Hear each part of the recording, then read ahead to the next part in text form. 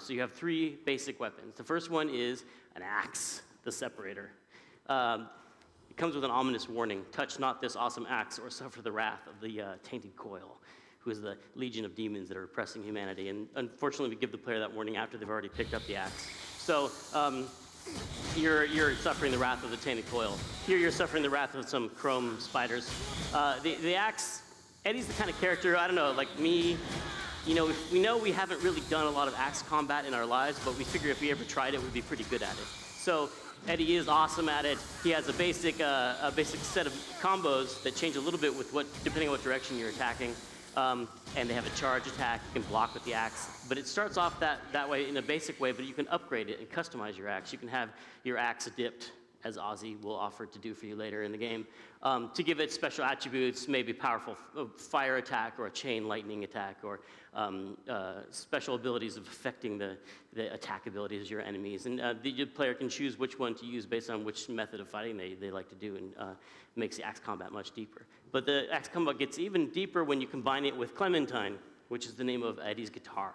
Eddie's was holding a guitar when he got pulled back in time, and it's just a regular, although awesome guitar in his world, but here in the Age of Metal, it's amplified by the world itself, because this is the world where everything, all rock is real, you know, so the awesome stage effects like pyrotechnics or lightning, they're not just for show, they actually are very dangerous and they hurt people. Here Eddie's killing some groupies. You can use these attacks in combination with your axe to shoot people into the air with pyrotechnics and then smack them into the bleachers of infinite pain with your axe. And then you can later buy new strings for your guitar, which make it even more powerful and emphasize its ability to maybe play a really powerful power chord that shakes the whole world and sends your enemies flying, or make it better at doing pyro, and you can enhance it as you play the game. And then the third weapon is your car, the Deuce, aka the Druid Plow. This is the car that Eddie builds himself in the game, puts it together with pieces he finds lying around, because he's a roadie. He can build anything. And so he makes this car, and it is fun inherently just to drive over dudes, as we all know. But you can also buy weapons for it and upgrade it. You can buy a Gatling gun for the front of your car, which is helpful here when you're escorting your tour bus to the next rock show. Roadies have to do that. They have to get the band or army there safely. You can also upgrade it with, it can drop landmines, it can shoot flames out the side, it can blast its enemies with speakers, it can, has a heat-seeking missile on the front of it. You can put armor on the front of it, which is just gives it a ramming attack. You can just get a nice paint job on it. You can make it all chrome, which is really cool, and shows the blood really well. Blood pops on chrome. So the car, that's the third of your core weapons in the game. But really, the game goes beyond that with the number of weapons you have, because as you add friendly allies, mission by mission, you'll unlock new minions or allies to join your cause of liberating humanity. And each one of those allies comes with its own double team attack. Double team attack, even your love interest Ophelia, when you first meet her, she's disguised as a druid, and you find that she's not just a lovely woman, but also like a flying Cuisinart that you can pick up and throw at your enemies. Here the Razor Girl will jump up on your back like she's at a rock show, and you can use your lighter to set fire to her crossbow bolts and give them extra attacking power. Here Eddie's formed a mosh pit, which is really effective, especially when going through crowds of smaller enemies. It protects Eddie, but it can have an effect on bigger enemies as well. And every ally you have in the game can do its own special, unique attack. If it's a car, it'll let you jump on and drive, and you can use the weapon of that car. Or if it's a big giant character, all of a sudden you get to become that giant character marching on the battlefield. So it's just tons of variety and depth. And it's like having a whole heavy metal toolbox around you at all times that you can pick and choose. And those are a lot of fun to play with. So that gives you like a snapshot of the game at its core and what it's all about.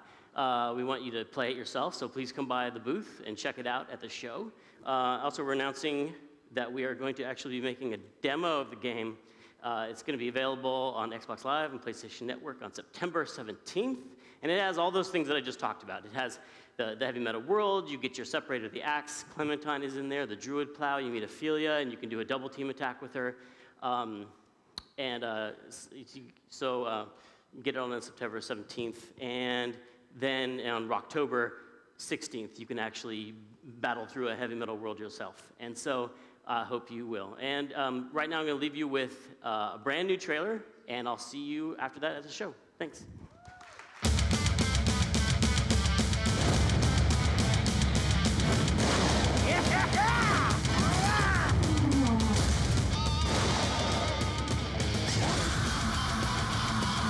I shall now teach you of French kissing.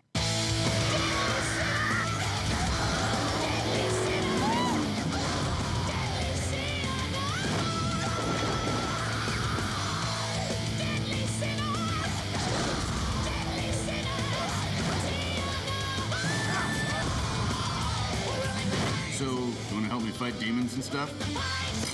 Nah. Kill them all!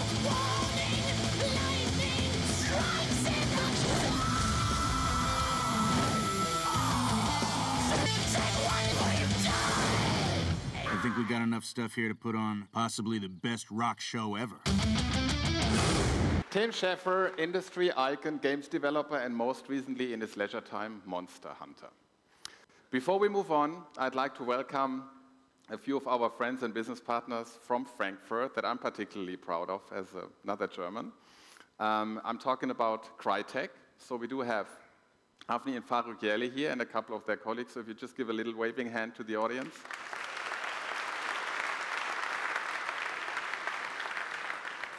Thank you very much for coming. And on Thursday, they will actually, at the EA booth, reveal some surprises about Crysis 2. Thanks for coming here. Next, we have a game from EA's Visceral Studio that I'm sure is going to blow away some people this week. I'm not going to try even to explain why.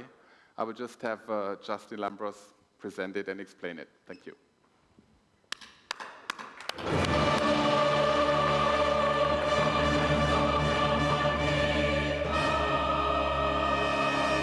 Thanks very much, Jens. As you may know, Dante's Inferno is an action-adventure video game adaptation of the first part of the Divine Comedy. Now, today we're unveiling a couple of things. For the first time ever, we're going to show the Sixth Circle of Hell, Heresy, and we're also going to introduce an all-new gameplay mechanic, the Righteousness System. Now, this is pretty simple. You're actually given a choice whether to absolve or punish the characters that you interact with in the game. Now, one of the major themes of the poem was free will. According to Dante, people weren't destined to be sinners or saints. It was actually our choices that decided our fate. So we decided to inject this into our game. And this allows you to follow a righteous path or an unholy path in the game. So let's take a look at the righteousness system in the Sixth Circle of Hell. So if you saw our E3 demo, you saw a sneak peek of what we're looking at here. This is the city of Dis. This is the giant fortress that houses the lower circles, and this is where heresy resides. And this is the beginning of the lower circles of hell, which Dante called the sins of malice.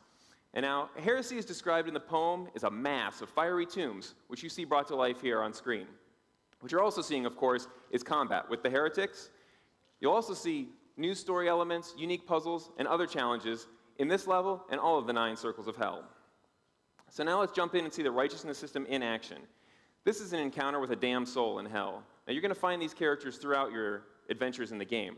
Now, these are either mythological or historical figures, such as Emperor Frederick II here, who's found in Heresy. Now, player choice is rewarded in these interactions by leveling up as either righteous or unholy. And so on the other side, we're going to see Dante absolve this damned soul, and he's going to receive 10 righteous points for this. And now Emperor Frederick is going to actually be lifted from his burden, and he's going to be able to leave hell.